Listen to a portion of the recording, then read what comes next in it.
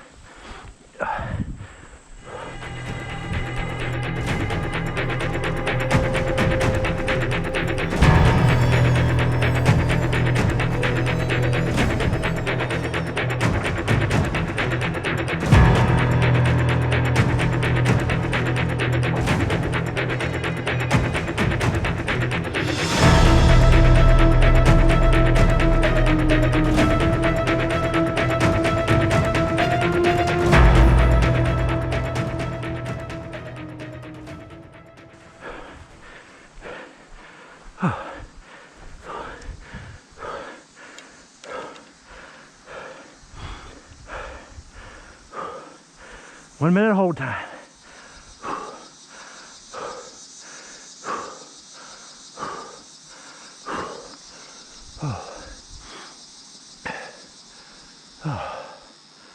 Deep breath.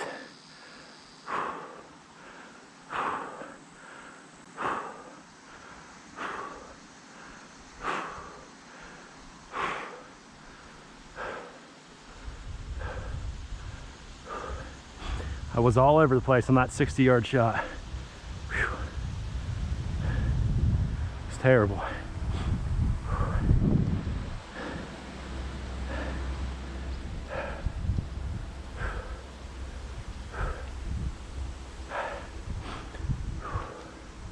This one does allow you to bring your heart rate down, get your breathing under control.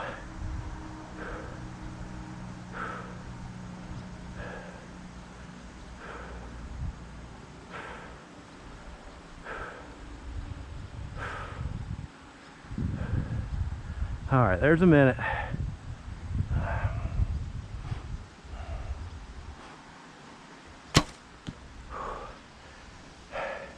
9:23.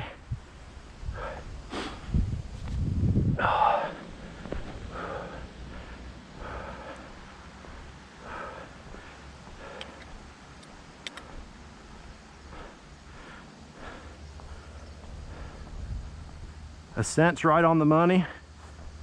Time was 9:23. Let's see how we did on our shooting.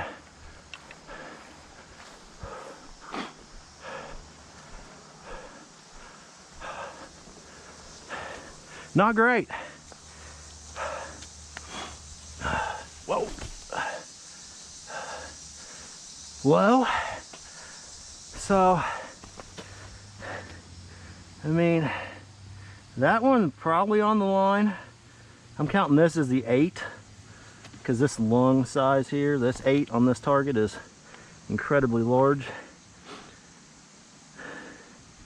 I don't know how to count this one because per this target it's right on the edge of the heart, even though I said I was going to do this circle right here, and this one also showing right on the edge of the heart. So I'm thinking I got 2 minutes of penalties, even though I think those are all kill shots. So, whew, that was tough. That first 60-yard shot, which was this one, which, I mean, shown as a heart shot, would actually definitely kill that elk if you kind of look at it. But again, aiming for that. I said this was going to be my 8 circle. This one I think is on the line if it was intact. So I'll give myself 2 minutes penalty, which puts me at 9:23 plus 2 minutes, so that's 11:23. Was staying 11:20? I think he might have been, so he got me. That's tough shooting. So it definitely takes probably a 60-yard shot off the table when you think about running up a hill, a mountain at an elk and trying to fling one.